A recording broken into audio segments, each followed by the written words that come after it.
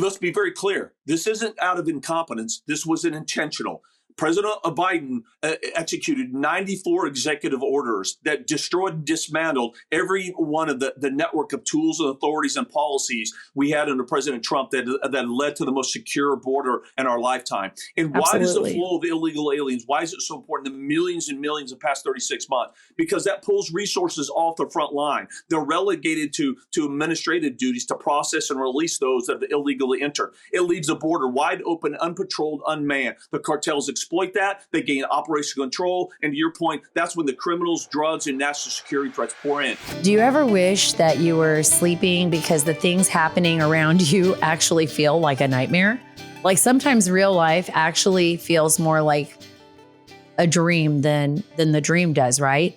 I think that's what's happening right now. You literally have to pinch yourself, but it's real, it's happening, and it's far scarier than anything you could ever dream up. Look at what's happening in our country with the border. Look at what is happening to our children. And I can't even imagine what the parents of Laken Riley felt when they got that phone call from the police that their daughter, their beautiful daughter, was killed on the University of Georgia campus, died of blunt force trauma by a Venezuelan illegal migrant who was allowed to stay here legally by the administration, even though he had a criminal history. Her alleged killer from Venezuela in the country illegally, released by our authorities because of a lack of detention space. I want you to think about what her parents felt like, what that silent scream must have been like when they came to the realization that their daughter was never going to come home. He should have never been here. He should have never been allowed in our country. Laken Riley should have returned home from her run, healthy and happy, enjoying the company of friends and her family. She will never get that chance, folks. And there's a lot of other Americans out there that may be suffering or will meet that same fate because our government is derelict in their duty. This cannot continue. The next time this happens, it could be your kid. I pray to God it is not. It could be mine. But until our leaders in Washington decide to wake up, the American people will continue living this nightmare. They will continue living this nightmare. That is why I'm part of Border 911. Border 911, a 501c3 started by Tom Homan, Mark Morgan, Derek Maltz, Jason Jones, Rodney Scott, former head of Border Patrol, and me. I agree with Tom Homan. This is the A-team of the border. And we are going to do everything in our power, if given the opportunity, to fight for you in Washington, D.C., and to educate people all across this country so that this does not happen to you. Or God help us, what is going to happen with our nation? I have Mark Morgan on the show today. He is going to go through in detail what is happening in our country. You do not want to miss this. Please listen, because this show will actually save lives. I truly believe that. This show right now will actually save lives. We are going to be in Mar-a-Lago on April 4th. It is our first major event, our major fundraiser, and we hope to be on the road within a week, heading out, educating people, visiting university campuses, talking to lawmakers, and working on policy that will save your family's life and save our nation. But first, did you know Fast Growing Trees is the biggest online nursery in the United States with more than 10,000 different kinds of plants and over 2 million happy customers in the U.S.? You can grow lemon, avocado, olive, or fig trees inside your home, on top of a wide variety of houseplants available. Fast Growing Trees makes it easy to order online, and your plants are shipped directly to your door in 1 to 2 days. And along with their 30-day Alive and Thrive guarantee, they offer a free plant consultation forever. I use it. Folks, this is the best way to actually get ready for spring, get ready for summer. You can order your plants online. So you have free consultation. You're going to know exactly what plants you'll need for your climate, for your region of the United States. And with the 30-day Alive and Thrive guarantee, you just can't beat it. I ordered figs. I ordered avocado. I was like going crazy. I ordered a lot of plants, banana trees. I absolutely love Fast Growing Trees because it gives me a chance to relax as well. I can go outside and do my gardening, and I can do it with my family, which is really, really wonderful. So Fast Growing Trees, folks, right now, they have the best deals online, up to half off on select plants. Plus, when you use code Carter, CARTER at checkout, you save an additional 15%. Go to fastgrowingtrees.com. Be sure to use code Carter, CARTER at checkout for an additional 15% off. Fastgrowingtrees.com. Code Carter, CARTER. Offer is valid for a limited time. Tell them we sent you. I am very grateful to have my good friend, Mark Morgan, who you were the Acting Commissioner of U.S. Customs and Border Protection in the Trump administration. You're a member of our Border 911 team. And I got to tell you, Mark, I just always feel humbled to be a part of this amazing group. We've got Jason Jones, we have you, we have Tom Homan, Derek Maltz, who I've known for so many years, and his work in just targeting fentanyl in recent years, and the fentanyl trade in America and exposing what is happening is outstanding. And of course, Rodney Scott, who was a Border Patrol commissioner. And here we are, years. And Sarah, and we have you. Yeah. Yeah. So, thank you so much. But seriously though, and you and I, we've known each other for a while too. Oh, and, absolutely. The folks you just mentioned. Yeah, we've had a law enforcement career and we've been serving our country.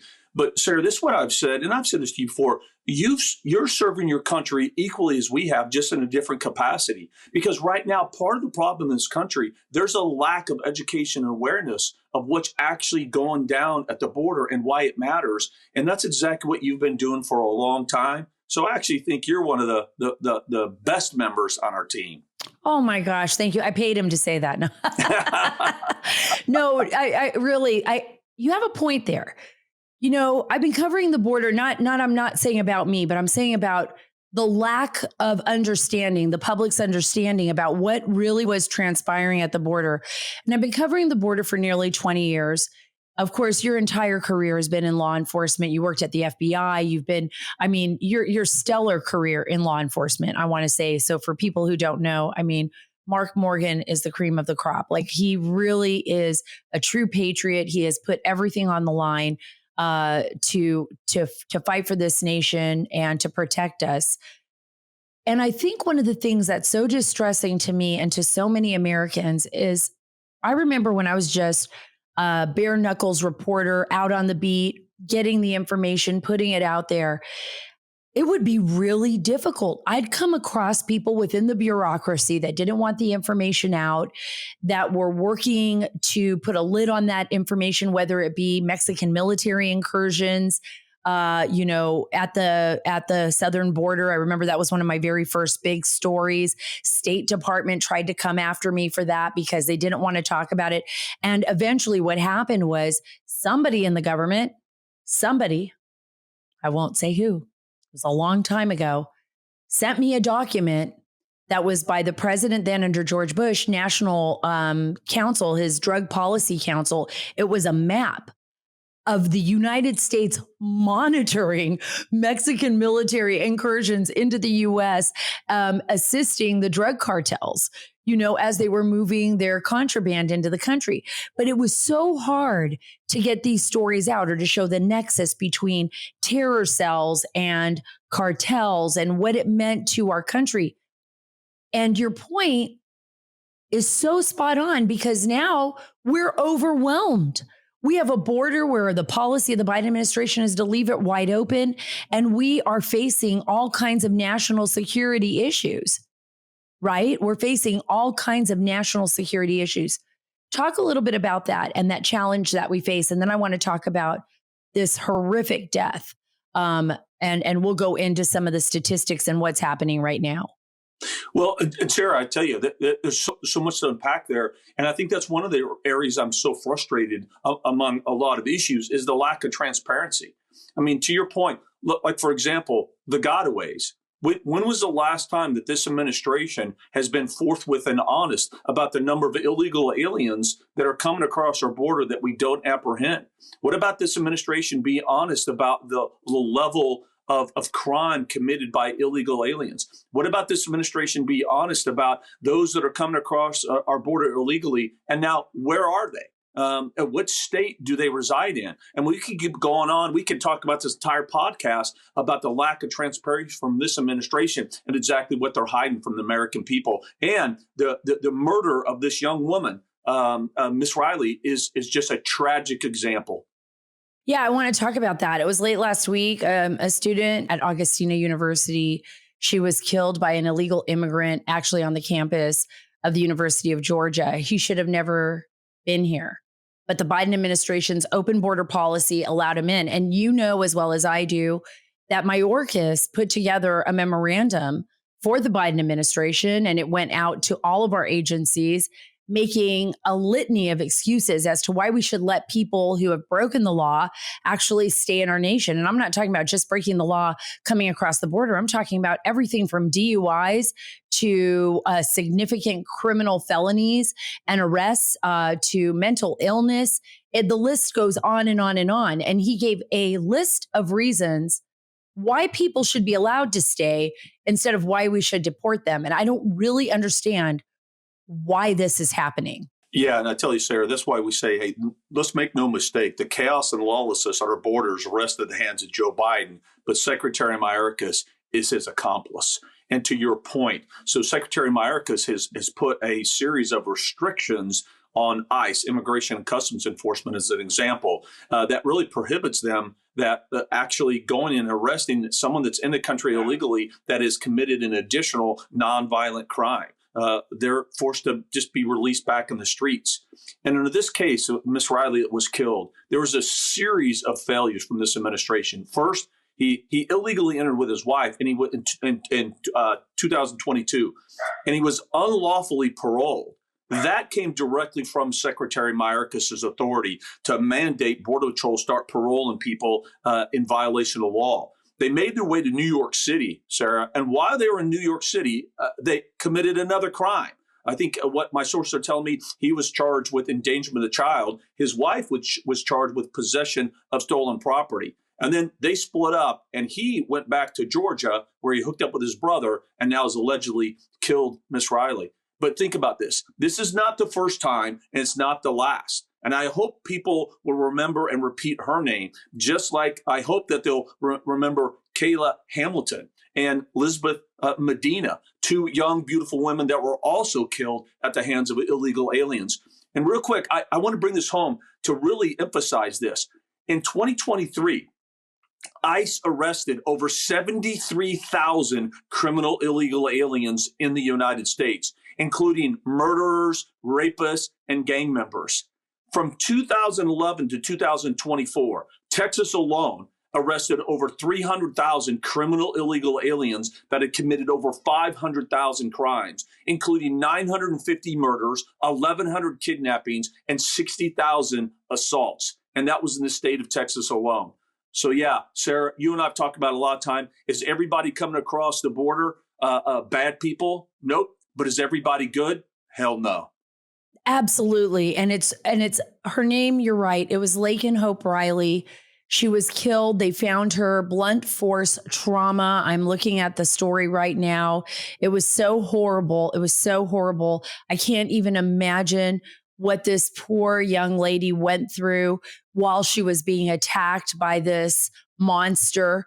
You know, and a lot of times we we think of people when we hear about them in the news, like you said, we think of them as just numbers. You mentioned so many names there, and there's so many more names of people every day. I see it on my X feed. A gentleman, Oren, who posts all the time different people that have died at the hands of an illegal migrant, either a child in a DUI or a family. And these are real people. These are our families. These are members of our community, right? I mean, Sarah, to your point, did you ever think, so right now in the United States, there's an organization called AVIAC, American Victims of Illegal Alien Crime. There have been I read off the stats, there have been so many American citizens that have become victims of illegal alien crime. They've actually created an organization in the United States. I never thought that we would see that happen. And I think what's important, too, about the death of Laken Riley is this individual, again, was arrested in New York. He was charged with a crime, but he was released before ICE could even find out to place a detainer.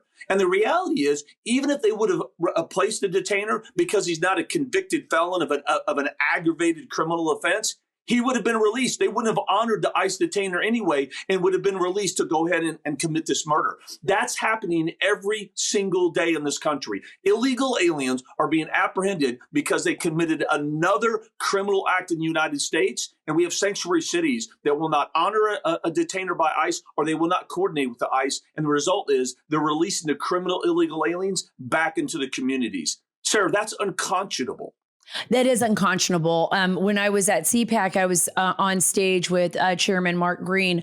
One of the I think important points that he brought up, and I think it's something that plays directly to you and your experience, is, you know, we hear about known gottaways. We know their prints are there. We know that we saw maybe 10 guys crossing on a camera, and we've marked them down as known gottaways because nobody picked them up. They got through the area.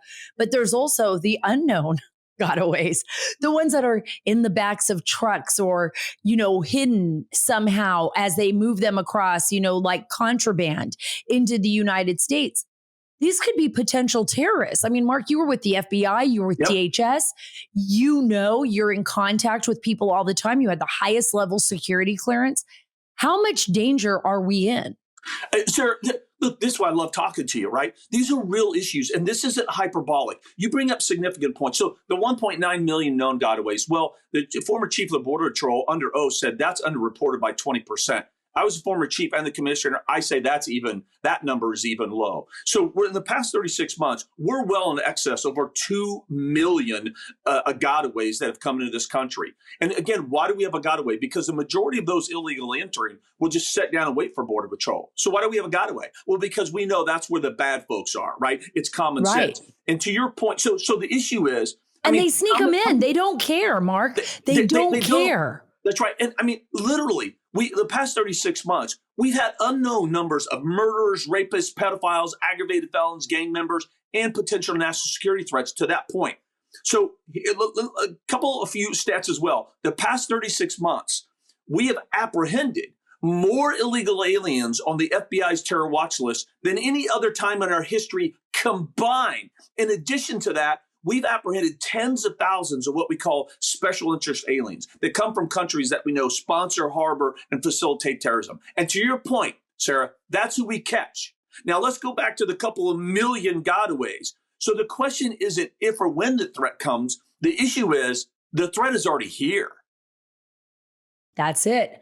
The threat is already here. You're absolutely right. And we've seen that not only with the deaths of like this horrific tragedy, like we see with this beautiful young lady. I still can't get in through my head how Laken Riley's parents are dealing with this, you know, and the fact that this guy from Venezuela and his brother. I don't even, but because it was preventable. It was preventable. Exactly.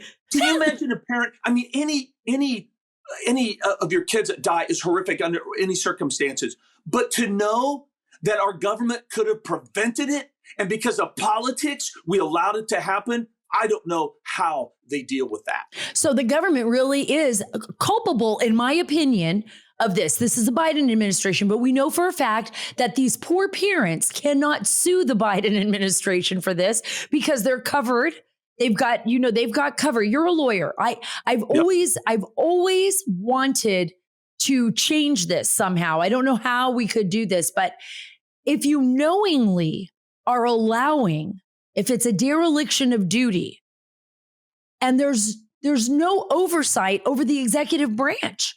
Well, Congress is supposed to, but it's not working that way anymore.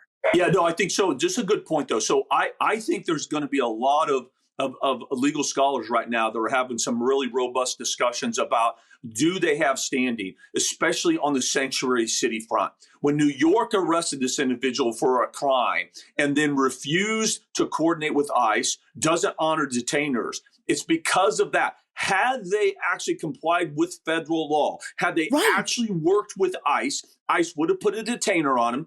They would have honored that detainer. He would not have been released. Full stop.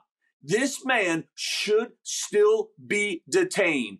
But New York, because of their sanctuary city policies, released this individual so that he could go and was allegedly charged with this crime. I think there's incredible argument that they have standing to go after New York City because of this. Brilliant. I absolutely hope so, because I said there has to be some recourse for these families. We have to put a stop to this insanity, even if it's only on the state level, even if we can't take the president to court, but let's put it on a state level. Let's hold the states accountable so that the states will be like, whoa, wait a minute. Maybe we need to rethink this whole sanctuary city mess. And Sarah, look, I think you're right. But to go back to the federal government side, here's something that could happen is Congress could get together, right? And they could actually put a law together, the Laken Riley law, that actually targets sanctuary cities, right?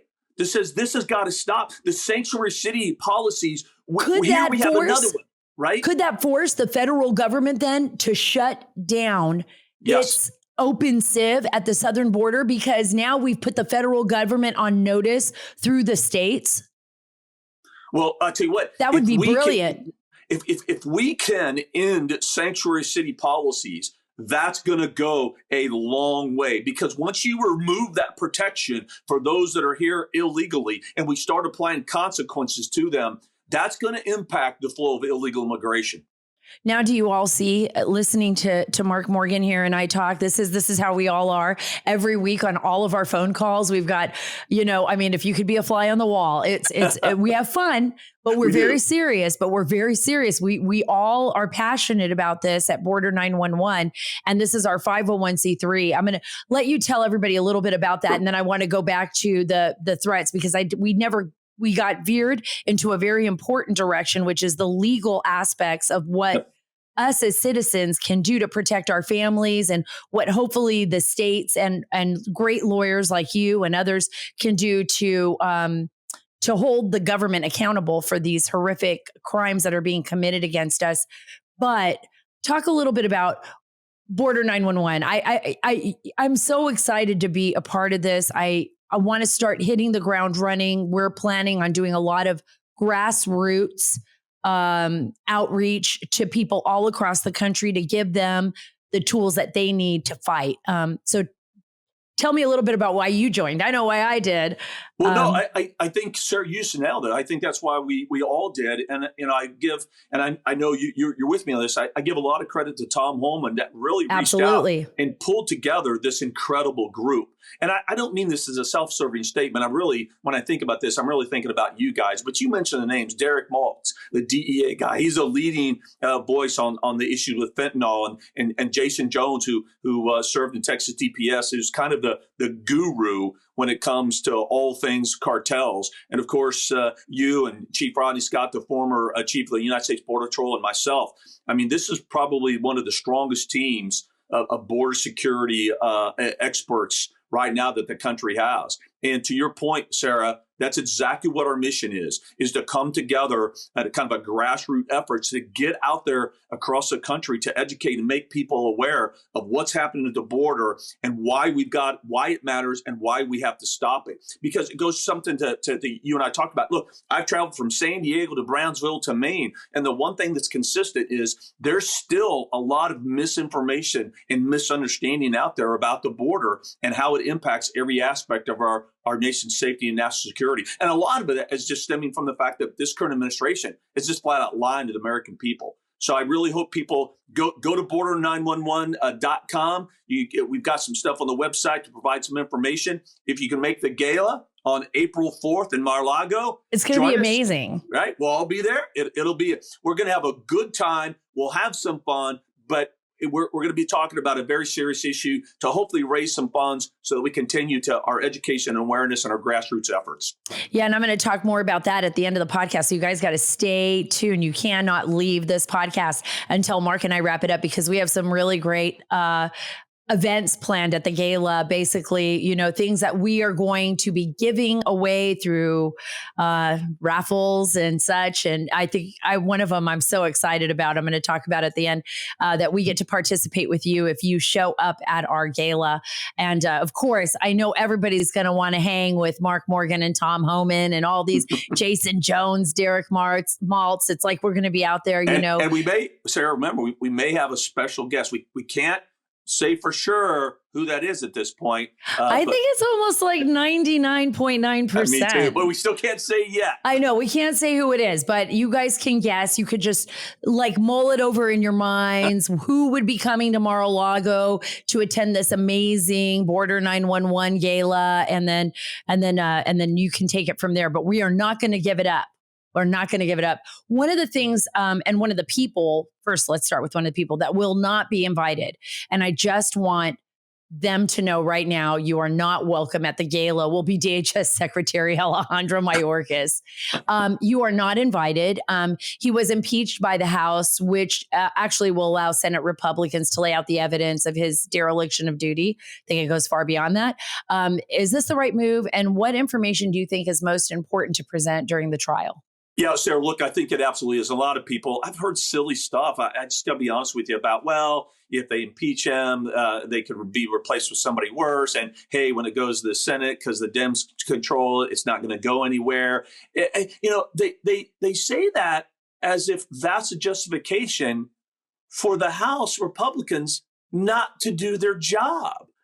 Right? They can't be concerned what's going to happen after they do their job. They can't be concerned if the Democrats aren't going to do their job. The American people voted them and gave them control of the House. And part of that was the American people deserve for them to do their job. And a word you mentioned before we were talking about the gala was accountability. This is exactly what this is about. We have a public official that is in charge of one of the largest departments in the United States government from day one, who has abdicated his oath. He's abused his authority. He's lied to the American people. He's lied to Congress. And he served as a chief architect of the worst border security crisis in our lifetime.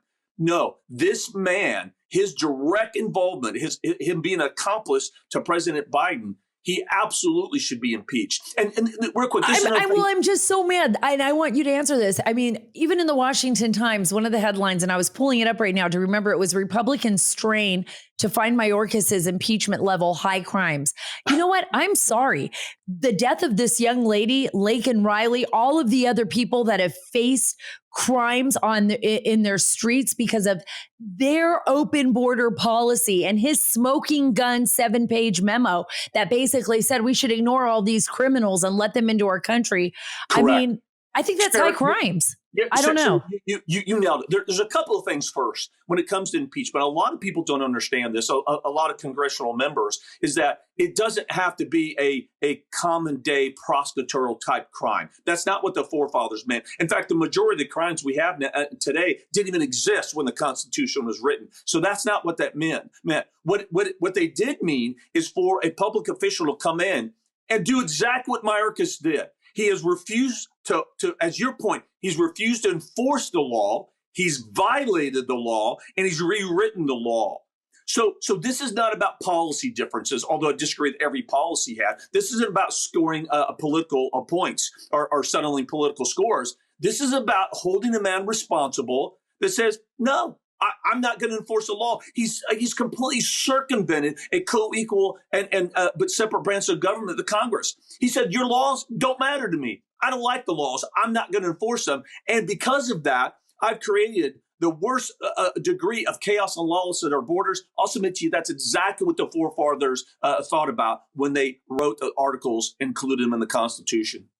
Thank you for explaining that, because I think that is so important. I think it's so important for everyone out there who's listening to Mark right now to understand that this debate on Capitol Hill, it shouldn't even be a debate. I mean, we are watching, this should be a bipartisan effort. Every single member of Congress should be outraged by what is happening there. And, you know, Senator Lankford's border bill right now, it appears to be finished for now. But what were your thoughts on that legislation? I mean, look, I don't want to impugn, Senator Lankford's motives or intentions. Let's set that aside. But I will impugn his statements. And I say this for this reason, Sarah. He went out on the Sunday talk show circuit several times, and he kept, in my opinion, misrepresenting what his, I call, windfall bill is. It wasn't a serious border security bill. I'll give you one example. He said and continues to say that it ended catch and release. That's just not true. Look, and I don't expect people are going to read all 370 some pages, but if they go to page 116, they talk about this new provisional non-detention authority. First of all, non-detention is the opposite of detention. But on page 116, it actually says any alien that's enrolled in this new provisional non-detention policy, quote, shall be released. But yet he's out there saying the ends catch and release because of that when they release them, they're going to be under governmental supervision. Right? Which we know never works. Exactly. It's so stupid. Like, who's going to babysit them? Wait, are we going to volunteer? Wait, why don't we just, once again, have all the Democrats who support this open border policy volunteer to donate their homes and their families, like extra bedrooms, and just put a little monitoring bracelet on them and have visual eyes on the illegal migrants and their families while they're staying here for what? How long? Because they're not going to have a job. So who's going to support them? That's exactly right. And I think so that's what's so frustrating is that, first of all, this bill, again, was not a serious border security bill. It had of the $20 billion. Oh, by the way, remember, they wanted $60 billion to go to Ukraine, only $20 billion to our own border. But $7 billion of that money of the $20 billion in Lankford's bill was going to go to NGOs and sanctuary cities. That are bringing people in, that are bringing people into our country. Those organizations are facilitating the crisis at our border, and they won't give it to us, though. wanted to pay them more money to do it. But the thing is, Mark, we have an NGO now. They will not allocate any money to us to try and stop the flow. Right. You and I can apply until the end of time. We can put an application for grants and they will be just like, oh, it's the Border 911 team. Right. They actually want to fix the problem. Right. Like, we don't want to have an NGO till the end of time. We want to fix the problem, be like, hey, we fixed it to the best of our ability. Look, there's always going to be bad guys. There will always be cops to stop the bad guys. There's always going to be drug cartels. We're going to try to fight them. We're going to try to wipe them off the face of the earth, but somebody's going to find some kind of crime. But we're going to do our job. We're not going to put money in their pockets. Correct. These NGOs are literally aiding and abetting the drug cartels, and so is our government. That's exactly right. And look, let's be very clear about this. Some of them, they've allowed their compassion to be hijacked, but there's a large group of them. This is a big business for them. The federal government, I call it the Ponzi scheme. They're siphoning off millions and millions of dollars from FEMA and other grants you just said that's going directly to these NGOs that we know, for example, are in Mexico. That are actually an extension of the cartels and the smuggling operation that are actually assisting and encouraging and facilitating illegal immigration into this country. Again, the bill wanted to give them $7 billion to continue working with the cartels to assist them in the smuggling and trafficking operations. It's unconscionable. That's why I say it wasn't a serious border security bill. And what's frustrating to me is, why did they do that? They had H.R. 2. It was the strongest piece of border security legislation that had ever been passed in our lifetime at Congress. And they went over to the Senate, and what did Chuck Schumer do? He sat on it for 8 months. He didn't put it on the floor for public discussion and debate. He didn't say, hey, let's go through the amendment process. He just said, nope, not discussing it. And the Republicans, they just rolled over, Sarah, and they started this new thing under Lankford's guidance. It was absolutely ridiculous. I don't even understand, because the president could shut. You're absolutely right. Yeah. HR 2, I think, was the best border bill we've ever had. Bar none. Yep. Bar none. And yet we have Republicans that are working for the Democrats. There's no other word for it. I don't understand it. And real quick, sir, I try to simplify this as much as we can.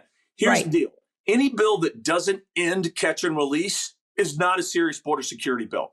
Full stop. As long as we're releasing, it's not any more complicated than that. As long as we continue to release those that are illegally in our country into the U.S., they're going to keep coming.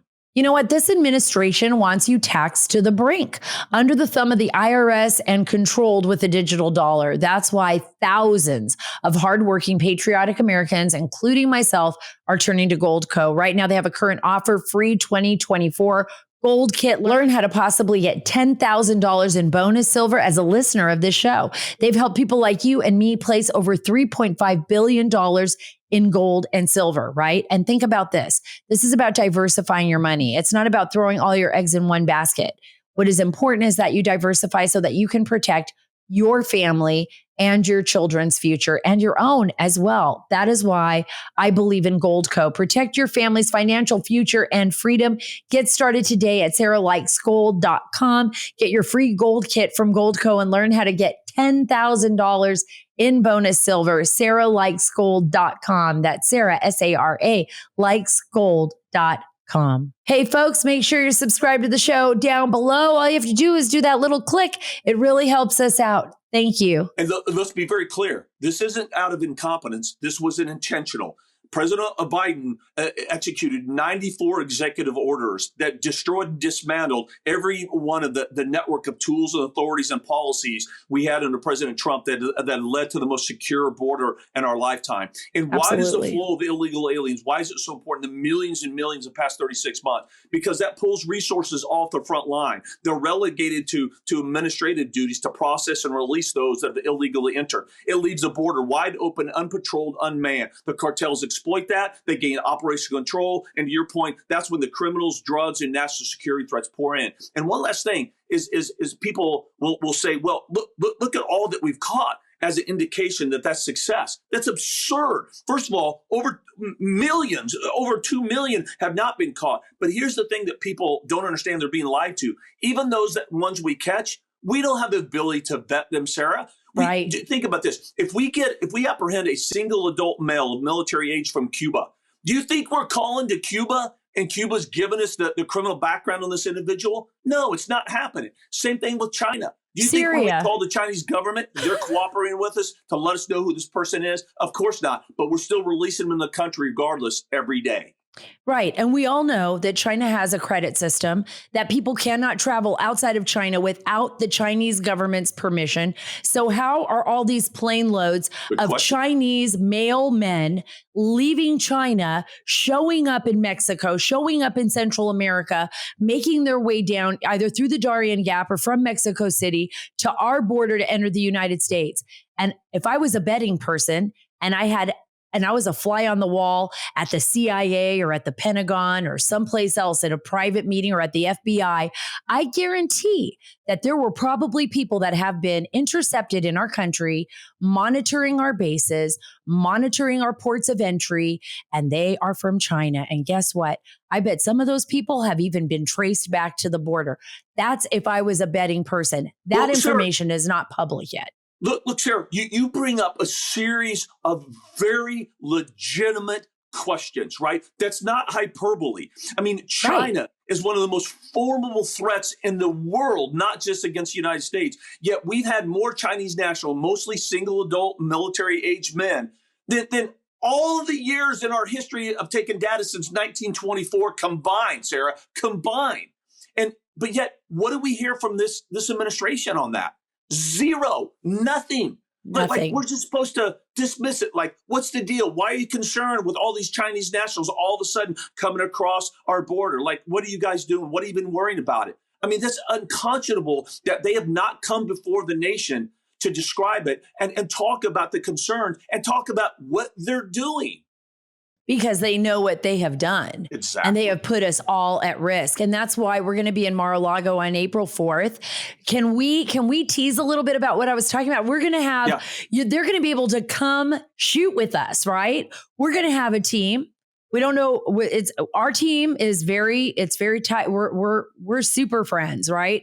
We're going to hang out together, but we are going to, at the raffle, basically during the gala on April 4th, we're going to raffle off as well for donations. I guess we're going to have a lady down there that's going to be, I don't want to mention her name just yet, but we're going to have somebody down there who is a great auctioneer, and they're going to be auctioning off various trips. We're going to have, well, Sarah, I think we could tease this. All right, let's do it. Shooting. Right? The shooting. Okay. Yeah. I'm going to let you take care of this because I'm walking around it and sounding crazy.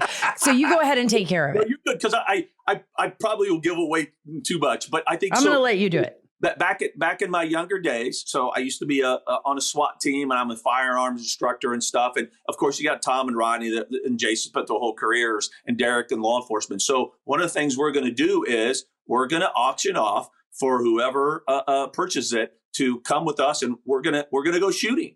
We'll bring all the guns, we'll bring all the ammo, and we're just gonna go and have a good day, and spend a day shooting with the Border 911 team. So tell them about some of your weapons. Tell them about some of the weapons.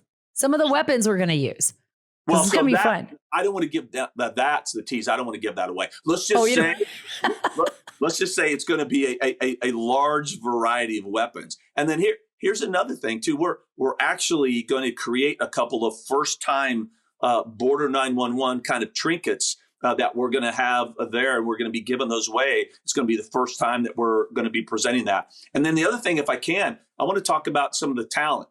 I'm not going to mention his name just yet, but we're going to have a real deputy sheriff that has turned singer, and he's got a couple of songs out there, and he's going to join us. And he's gonna sing these songs for the crowd, and I guarantee you, every one of you, if you don't have chills running down your spine, then you just don't get it. But I guarantee you will. Oh, absolutely, and not only that, you'll get to see beautiful Mar-a-Lago. You'll get to be a part of such a beautiful. Was it worth only 18 million? Yeah. I'm just teasing. It's like so crazy that I swear the chandeliers in there are worth 18 million. And then we're going to have an amazing other surprise guest. I'm 99.9% sure. I'm not going to mention the name, but somebody who really likes Mar-a-Lago a lot. A lot. Well, you're going to, hey, look, we're going to have Cash Patel's going to be there. Sebastian Gorka. MC. We've got a whole, Ronnie Jackson's going to be there, and just a whole series of additional people that I know everybody will know and would love to just kind of meet and hang out and have a good time with, and still raise funds for a very important cause to get that grassroots education and awareness out there that's needed. And I want to bring that up. The reason why we are doing this is because we believe that our nation is in great peril right now. And this is not just hyperbole, it is actual reality. We have access to people and information, and we know that we are facing a very significant threat. And the only way to fix this, and we have an election coming up in November, but is for Americans to be educated enough to make the right decision at the ballot box, and for our universities and our schools to understand that this is a very real issue that will affect every single community across our nation, from fentanyl being sold on our streets and the players behind those fentanyl sales like China and the drug cartels, to the loss of life like we saw with Laken Riley, this poor, innocent, young university student. We want people to be educated. We want you to understand this is a humanitarian crisis as well. People that are being brought into the United States and smuggled here are also being abused. We're losing our children. We want it to stop. We've never had a team like this before. I feel humbled to be a part of them, and I want you to be a part of us. That's why we are reaching out to you and saying, please go to border911.org .com. Go there, see what you can, if you can help. Don't, if it's only like $1, fine. We don't care.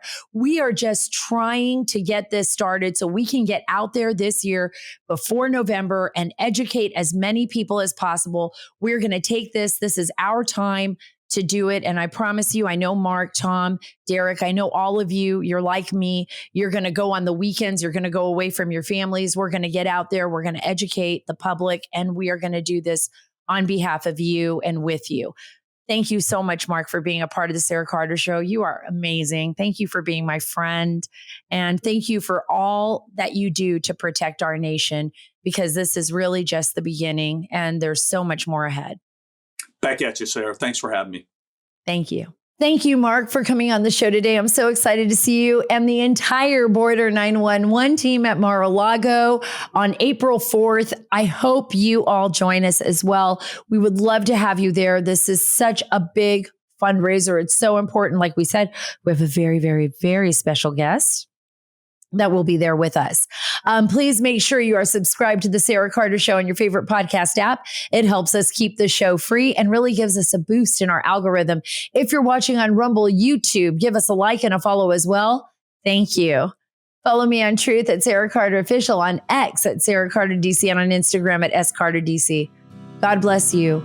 God bless our great nation. God bless all the families out there who have lost a loved one to this senseless violence. And God bless the great state of Texas.